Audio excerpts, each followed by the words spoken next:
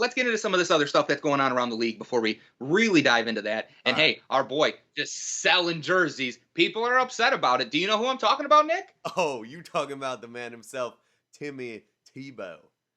Timmy Tebow. Hey, I my will guy. say this: selling his jersey out like crazy, Damn and straight. I think that does go to show. Like one, he electric college player. People still remember him. People still like him because I think he represents two demographics for the NFL, which is like extremely hardworking and disciplined and you've seen that with him over his career, which people naturally gravitate towards that type of Yep. mentality. But then also you have the religious side of things that is very Tim Tebow, and I don't know if that group of people gets represented in the NFL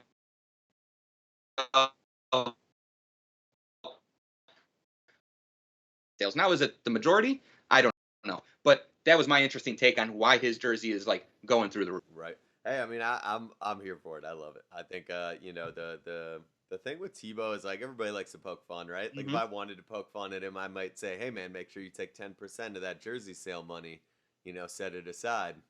You got to give 10% of your money to the church. That's what they're all about over there at the Yeah. at the Yep. church." So, But people like to make poke fun at the guy. However, he is authentically himself, right? He is a religious yes. dude, and I'm obviously just Yep. dicking around. Like, do your thing, whatever you believe in, go Yeah. crazy. I'm all for it.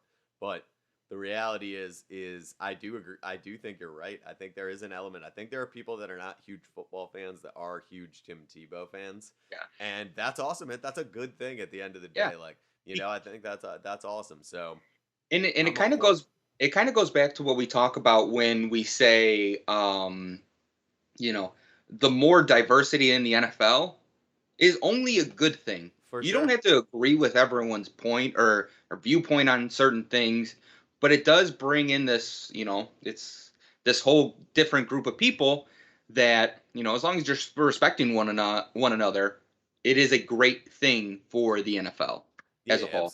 absolutely, And absolutely. also, I'm happy to see Tim Tebow's jerseys selling like crazy. It's just one more reason for the Jacksonville Jaguars to keep him, because you're not going to get rid of the guy No, yeah, who has the exactly. most jersey sales in the Exactly. league. It's just not Exactly. going to happen. What do you think the odds end up coming out week 1 player prop for him to score?